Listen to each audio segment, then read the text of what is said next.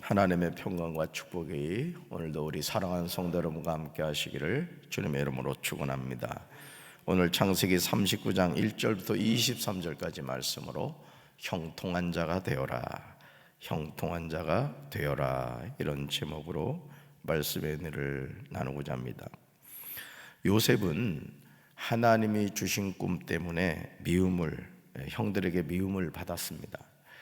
물론 요셉이 가진 성품에도 문제가 있었던 것은 사실입니다. 형들의 잘못을 아버지 야곱에게 말하는 것이나 또 자신이 꾼 꿈에 대해서 사실적으로 이야기하는 것은 좋은데 그 꿈을 어떻게 설명할 것이냐는 신중했어야 합니다. 형들이 내 꿈 이야기를 들으면은 어떤 기분일까, 좀 이런 생각을 해야 되는데 아버지 야곱에게 너무 편애를 받다 보니까는 우리 말로 하면 좀 버르장머리가 없었던 것이죠. 결국 형들에게 미움을 받아 요셉은 형들에 의해서 이스마엘 사람들에게 은 20의 애굽의 노예로 팔려가는 것을 보게 됩니다. 이제 하나님이 요셉에게 주셨던 꿈은 안개처럼 사라지는 것처럼 느껴집니다. 우리가 이 요셉의 생애를 살펴볼 때 주목해야 되는 것은 하나님이 주신 꿈이 어떻게 이루어져 가는가, 그 과정을 볼 수 있어야 됩니다. 자, 여러분, 요셉이 하나님이 주신 꿈이 사라지는 겁니까? 요셉이 꾸었던 꿈은 여러분 개꿈이었던 것일까요? 분명한 사실은 이것입니다. 하나님이 주신 꿈은 어떤 역경과 고난이 있다고 하더라도 반드시 이루어진다는 거예요. 아멘. 그래서 저도 이제 처음 목회를 이제 수원에서 했을 때 지하 개척교회 목회를 했다 그랬잖아요. 근데 어느 날 집사람이 꿈을 꾸고 하는 말이, 여보, 내가 꿈을 꿨는데 교회가 큰 교회라는 거야. 그러면서 당신은 이쪽에서 나는 이쪽에서 말씀을 전하더라는 거예요. 이 언감생신이죠. 지금 지하 개척교회에서 먹고 살기도 힘든 상황에서 그래도 기분은 좋더라고요. 아, 그래? 그랬어? 아주 기분은 좋았던 그런 기억이 납니다. 여러분, 하나님이 주신 꿈은 그냥 이루어지는 게 아니에요. 반드시 역경과 고난이 다가온다는 거죠. 그러므로 이제 우리는 하나님이 주신 꿈을 품고 믿음으로 살아야 될 줄로 믿습니다. 그래서 우리가 왜 기도를 하고 왜 하나님의 말씀을 주야로 묵상해야 되느냐? 하나님의 말씀은 우리에게 꿈을 주는 거예요. 꿈을. 아, 그렇구나. 하나님이 우리 가정을 향해서, 우리 교회를 향해서, 우리 조국을 향해서 이런 꿈과 비전이 있구나. 우리에게 그런 소망을 주기 때문에 그래요. 창세기 39장은 요셉이 아버지 야곱의 가장 사랑을 받던 아들에서 애굽의 노예의 신분으로 추락하는 장면을 보여주고 있어요. 아주 신분이 완전히 바뀌어버리죠. 어떻게 이런 일이 일어날 수 있을까? 하나님이 살아계신다면 이런 일이 결코 일어나서는 안 되는 것이 아닐까요? 그러나 신실하신 하나님은 저와 여러분을 한 번도 실망시키지 않으시는 분임을 믿어야 합니다. 노예로 팔린 요셉은 애굽, 즉 이집트로 끌려갔습니다. 보디발이 요셉을 끌고 온 이스마엘 사람들에게서 요셉을 사죠. 보디발은 이집트 사람이었고 파라오의 신하였습니다. 그는 왕궁 경호대의 대장이기도 했어요. 창세기 39장 2절과 3절을 보시면 하나님이 주신 꿈을 꾸는 사람에게 하나님이 어떻게 역사하시는지 잘 보여줘요. 그러니까 여러분, 하나님의 꿈을 받은 사람, 꿈을 꾸는 사람은 하나님이 이렇게 역사하세요. 우리 같이 읽습니다. 여호와께서 요셉과 함께 하심으로 그가 형통한 자가 되어 그의 주인 애굽 사람의 집에 있으니 그의 주인이 여호와께서 그와 함께 하심을 보며 또 여호와께서 그의 범사에 형통하게 하심을 보았더라. 아멘. 여러분, 이 짧은 구절에서 여호와께서 계속 나오는 것을 보게 됩니다. 아버지 야곱의 가장 사랑받는 아들의 신분에서 천한 노예의 신분이 되었지만 요셉에게는 다른 사람이 갖지 못한 하나님의 은혜가 있었어요. 저는 우리 사랑하는 성도들에게 이 하나님의 은혜가 늘 함께 하시기를 주님의 이름으로 축원합니다. 그것은 여호와께서 요셉과 함께 하신 거예요. 하나님이 함께 하시니까 요셉은 형통한 사람이 되었습니다. 여러분, 형통한 사람이 된다는 건 다른 게 아니에요. 하나님이 함께하는 인생이 되는 거예요. 할렐루야. 심지어 여러분, 여호와께서 요셉과 함께 하심을 요셉의 주인인 애굽 사람 보디발이 보았다는 거예요. 그러니까 하나님을 모르는 이방 사람의 눈에도 저 요셉과는 하나님이 함께 하시는구나, 이게 보였다는 거예요. 저는 우리 성도들에게 이런 축복이 함께 하길 주님의 이름으로 축원합니다. 심지어 여호와께서 요셉의 범사에 형통하게 하심을 보았어요. 그래서 보디발은 요셉을 매우 좋아했죠. 이 하나님의 일을 할 때도 마찬가지입니다. 이런 사람이 동역자가 되어야 되는 거예요. 아멘. 그래서 제가 늘 기도하는 것 가운데 하나가, 주님, 아론과 홀을 붙여주십시오, 이 기도를 해요. 이런 담임 목사가 교회 일을 해갈 때도요, 이 아론과 홀이 있어야 되는 거예요. 담임 목사가 아무리 여러분 우리 이거 합시다 저거 합시다 해도 목사님 혼자 알아서 하세요 하면 제가 그 일을 어떻게 감당하겠어요? 여러분 모두가 담임 목사의 아론과 홀이 되시길 바랍니다. 쓰임받는 인생이 가장 축복받는 거죠. 보디발은 요셉을 마음 놓고 믿을 수 있는 가정 총무로 삼았습니다. 여러분, 우리는 이거를 너무 많이 들어가지고 노예가 가정 총무가 됐다는 게 뭐 별 대수롭지 않게 여겨집니다만 이건 있을 수가 없는 일이에요. 왜요? 여러분, 히브리 사람을 애굽 사람이 뭐 이쁘다고 가정 총무로 세우겠습니까? 그만큼 하나님이 함께 하시는 것을 보디발이 보았기 때문에 그렇게 했던 거죠. 요셉에게 집안일과 자기가 가진 모든 것을 맡겼습니다. 이런 보디발의 선택은요, 하나님의 축복으로 이어져요. 그러니까 사람을 누구를 쓰느냐에 따라서 여러분 자신의 삶에, 여러분 가정에, 우리 교회에, 우리 조국 대한민국의 미래가 결정되는 거예요. 여러분, 5절 말씀 우리 같이 읽습니다. 그가 요셉에게 자기의 집과 그의 모든 소유물을 주관하게 한 때부터 여호와께서 요셉을 위하여 그 애굽 사람의 집에 복을 내리심으로 여호와의 복이 그의 집과 밭에 있는 모든 소유에 미친지라. 아멘. 볼펜 누르고 한때부터 그다 밑줄으세요. 한때부터. 그 사업하는 분들은요, 정말 인권의 복을 달라고 기도하셔야 돼요. 아멘. 예. 여러분, 손흥민이가 요즘 조금 이게 뭡니까? 저기 좀 부진하다고 했더니 말이죠. 아주 영국 놈들이라 해야 돼 말이야. 나쁜 놈들지. 손흥민 같은 선수가 어디 있습니까? 그랬더니 뭐 빼야 된다고 어째야 된다고 그랬더니 그 콘테 감독인가요? 아주 그냥 적극적인 신뢰를 했더라고. 어제 저녁에 2골 넣었더라고. 이거 아는 사람은 잠 안 자고 축구 본 사람들. 3대0으로 이겼더라고요. 근데 2골 넣었어요, 우리 손흥민이가. 여러분, 사람을 누구를 세우느냐가 중요한 거예요. 제가 목회를 하면서 깨닫는 게 뭐냐면, 적재적소의 담임 목사가 사람을 세우잖아요. 그럼 그 교회는 되는 거예요. 아멘. 네. 내가 우리 청소년 교회 이렇게 보면서도, 야, 그 탁구 대회가 뭐라고 그냥 부장님하고 그냥 교사가 그냥 하는 걸 보면서 참 제가 다 은혜를 받겠어. 이 헌금도 하잖아. 지금 그냥 153 전도대 탁구 대회를 위해서. 여러분, 하나님이 하나님의 사람을 하나님의 때에 세워서 쓰시는 줄로 믿습니다. 여러분이 그 사람이 되기를 주님의 이름으로 축원합니다.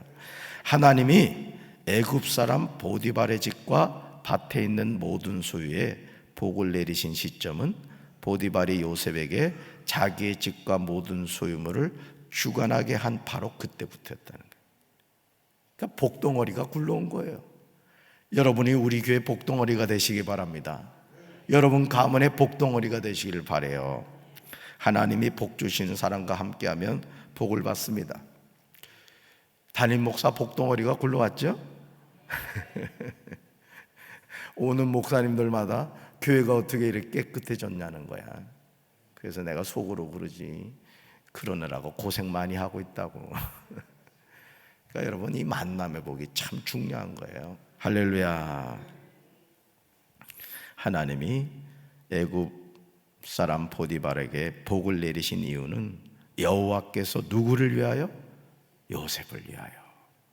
사실 하나님은 보디발에게 관심 없어요. 하나님의 관심은 누구한테 있는 거예요? 요셉에게 있는 거예요. 요셉에게.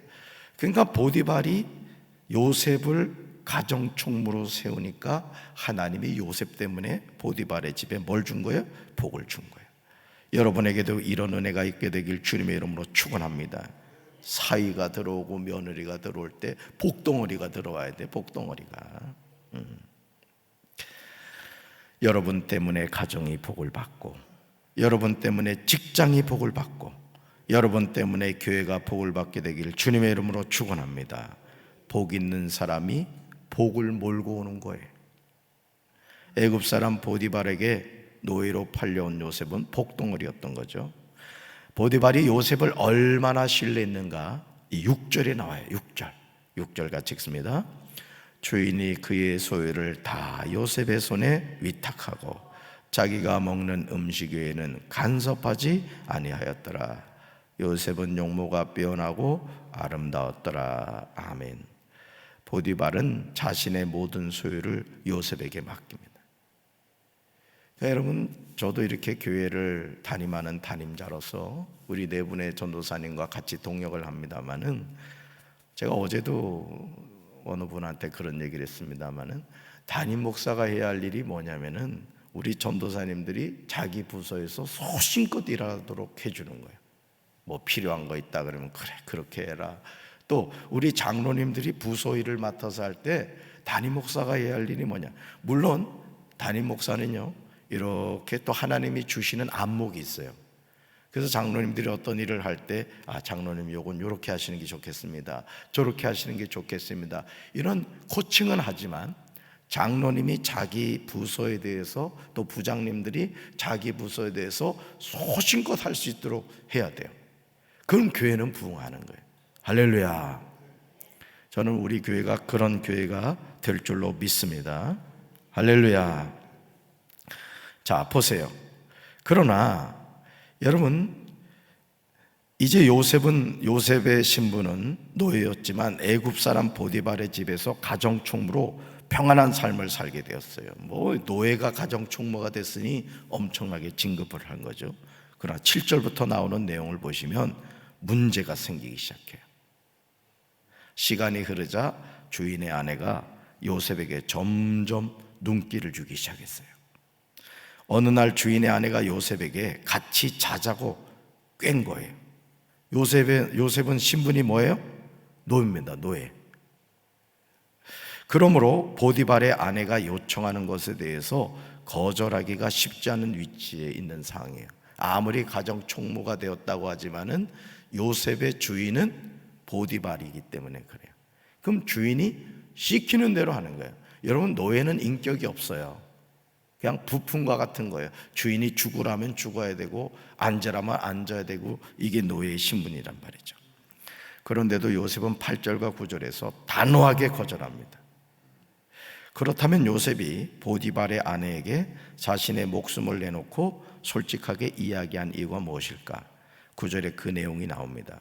저는 저와 여러분의 삶에도 이런 믿음의 고백이 있게 되길 주님의 이름으로 축원합니다. 같이 읽습니다.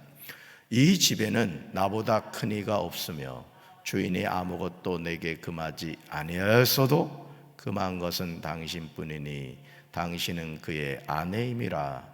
그런즉 내가 어찌 이 큰 악을 행하여 하나님께 죄를 지으리까. 아멘. 지금 요셉이 고백하는 내용을 여러분 주목해 보시기 바라요. 첫째, 이 집에는 나보다 큰 이가 없다. 대단한 고백입니다. 그렇죠? 둘째, 주인이 아무것도 내게 금하지 아니하였다. 뭐든지 할 수 있는 위치가 된 거예요, 노예가. 셋째, 금한 것은 당신뿐이니 당신은 그의 아내이다. 자, 보디발이 요셉에게 가정 총무를 세우면서 네가 무엇이든 마음대로 해라, 그러나 내 아내에게는 손대지 말아라, 이렇게 얘기한 거예요. 그러니까 여러분, 교회를 할 때도 우리 장로님들이나 부장님들 잘 들으세요. 어떤 일을 할 때 마음껏 하십시오. 그러나 질서라는 게 있는 거예요. 어떤 일을 할 땐 꼭 담임 목사에게 목사님 이렇게 하려고 합니다, 얘기를 하고 해야 되는 거예요. 아무리 선한 일이라 할지라도 질서 없이 하는 것은 교회를 혼란스럽게 만들어 버립니다. 사공이 많으면 배가 산으로 가는 거예요. 그러니까 여러분들이 그런 부분에 대해서는 잘 지켜주시되, 맡은 일에 대해서는 어떻게 된다? 소신껏 하시라 기도하면서 이제 제가 꼭 부탁을 드려요. 넷째, 아주 중요한 고백이에요. 내가 어찌 큰 악을 행하여 하나님께 죄를 지으리까? 요셉의 중심에는 뭐가 있었어요? 하나님이 계셨던 거예요. 그러니까 여러분, 요셉이 보디발의 가정에 총무가 된 것은 하나님이 누구와 함께 하셨기 때문이다? 요셉과 함께 하셨기 때문이다. 그러나 죄의 미혹은 한 번으로 끝나지 않아요. 보디발의 아내는 날마다 요셉에게 청하였습니다. 죄는 이토록 거머리처럼 하나님의 자녀를 죄의 자리로 이끌고 가려고 함을 우린 잊지 말아야 돼요. 미혹이란 한 번으로 끝나지 않아요. 여러분들이 정신을 바짝 차려야 돼요. 성령으로 시작했다가 육으로 마치지 않으려면은 여러분 스스로가 항상 깨어 있어요. 부부 사이에 분방하지 마세요.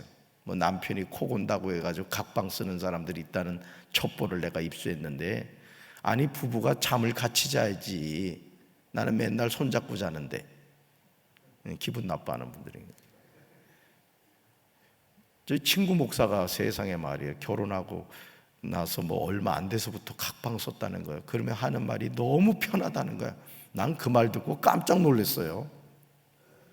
비유가 적절하지 않습니다만은 여러분, 이 부부가 말이죠, 각방 쓰다가 남편이 심장마비로 죽는 경우가 있었습니다. 제가 그걸 보면서 아이고, 부부 싸움을 해도 꼭 각방은 쓰면 안 되겠다, 내가 그런 생각을 했다고. 각방 쓰는 사람 회개하고 오늘 저녁부터 합방하시길 바래요. 뭔 얘기를 하다 이 얘기를 했어요. 죄의 미혹이라는 건 그런 거예요. 그러니까 여러분, 부부 사이에 왜 이렇게 각방을 쓰면 안 되느냐? 틈이 생긴, 틈이. 마귀가 반드시 그 틈을 치고 돌아옵니다. 이 요셉 보세요. 나는 하나님 섬기는 사람이라고 그런 신앙의 고백을 하고 있음에도 불구하고 보디발의 아내가 자꾸 미혹하는 거예요. 여러분, 보디발의 아내가 미혹했겠어요? 그 배 위에 누가 있는 거예요? 요셉을 넘어뜨리려고 하는 마귀의 음흉한 관계가 있는 거예요. 아멘. 자, 이런 유혹에 요셉은 단호하게 대처해요. 그녀의 말을 듣지 않았을 뿐만 아니라 함께 있지도 않았어요. 아주 죄의 싹을 잘라버린 거예요. 그래서 저도 목양실에 종이 붙어있던 걸 확 떼어냈잖아요. 생각 같아서는 그냥 투명 유리로 바꾸고 싶어, 문을. 왜? 자신의 삶을 오픈해야 돼. 내가 홍성에서도 사무실 문을 다 유리로 바꿔버렸어요. 교육자들 사무실도 유리로 바꾸고. 왜 그랬냐면은 그게 불편할 수 있죠. 자신의 삶을 오픈한다는 건 불편해요. 근데 그게 자신을 지키는 거예요. 여러분, 음흉한 장소에 가면요, 생각하는 게 음흉해집니다. 그래서 교회는 밝아야 되고 여러분 가정도 밝아야 되는 거예요. 아멘. 빛의 자녀는 빛으로 나와야 될 줄로 믿습니다. 두더지처럼 음흉한 데 들어가 있고 이러면 안 된다고. 자, 하루는 일을 하러 집에 들어갔는데 집사람들이 하나도 없었어요. 보디발의 아내가 계획한 거죠. 12절 보시면 보디발의 아내는 이 기회를 이용하려고 합니다. 욕정에 불타는 여인은 요셉의 옷을 잡고 자신과 동침하기를 간청해요. 요셉은 자기 옷을 여인의 손에 버려두고 죄의 자리를 나갑니다. 얼마나 급하겠으면 자기 옷도 챙기지 못할 정도였겠어요. 그러자 요셉과 동침하기를 애타게 갈망하던 이 여인이 돌변하여 자기 집사람들을 불러서 히브리 사람인 요셉을 모함합니다. 이제는 오히려 역으로 요셉이 자신과 동침하자고 했는데 자신이 크게 소리를 질러서 요셉이 자신의 옷을 버려두고 도망했다는 거짓말을 합니다. 이제 보디발의 집에서 평안함을 찾았던 요셉의 삶에 다시 고난이 온 거예요. 그런데 여러분, 요셉의 삶에 임한 이 고난은 고난이 아니라는 걸 깨달아야 돼요. 왜? 하나님의 계획이 있단 말이에요. 하나님은 지금 요셉이 보디발의 집에서 가정 총무로 있기를 원하는 게 아니에요. 하나님이 준 꿈이 있잖아요. 그 꿈이 이루어지려면 보디발의 집에서 벗어나야 되는 거예요. 하나님의 다음 계획이 있었던 것이죠. 이것이 모든 사람의 삶의 여정이에요. 우리가 참으로 안식을 얻을 수 있는 곳은 오직 살아계신 하나님의 품인 줄로 믿습니다. 그래서 목회자도 성령의 인도를 받아야 되는 거예요. 하나님이 이끄시는 게 뭔가를 잘 깨닫고 그 길을 걸어가야 되는 거예요. 저는 우리 사랑하는 성도들로 마찬가지입니다. 지금 혹시 고난이 여러분의 삶에 다가왔습니까? 하나님이 나에게 주신 꿈이 있구나, 이걸 깨달으시고 그 고난을 걸림돌로 생각하지 말고 디딤돌로 여기셔서 더 멀리 하나님의 꿈을 향해 달려가게 되시기를 주님의 이름으로 축원합니다. 요셉은 왕의 제수를 가두는 감옥에 다시 갇혀요.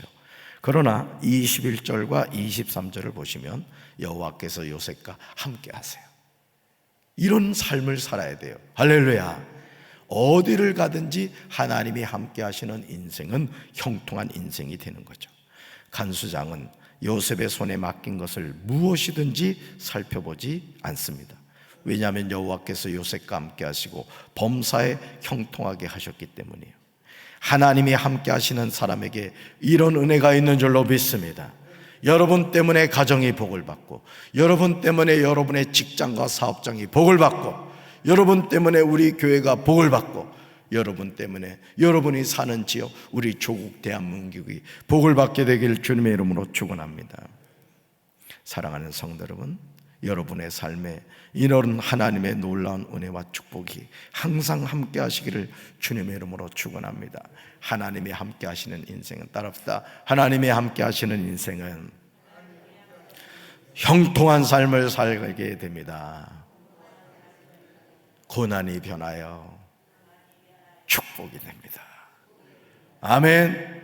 오늘도 여러분 모두의 삶이 형통한 자가 되어서 하나님의 큰 복을 받는 이 하루가 되기를 주님의 이름으로 축원합니다. 가슴에 손 얹겠습니다. 하나님 아버지 야곱의 사랑받던 요셉이 노예로 팔려갔습니다. 외형적으로 보았을 때는 노예로 팔려간 것이지만 하나님께서 요셉에게 주신 꿈을 이루어 가시기 위해서 요셉을 애굽으로 인도하여 주셨습니다. 보디발의 집에서 열심히 일해서 가정 총무가 되었습니다. 그러나 하나님의 꿈이 있었기에 하나님은 그를 다시 감옥으로 보내십니다. 오늘 우리가 살아가는 삶의 여정에서 하나님의 축복이 고난이라는 모습으로 우리에게 다가올 때가 많습니다. 주님, 왜 나에게 이런 고난을 주십니까? 우리가 하나님을 향하여 원망하고 불평하지만, 그러나 가만히 돌이켜보면 하나님의 허락하신 고난은 우리를 하나님의 꿈의 자리로 인도하는 디딤돌이 되는 줄로 믿습니다.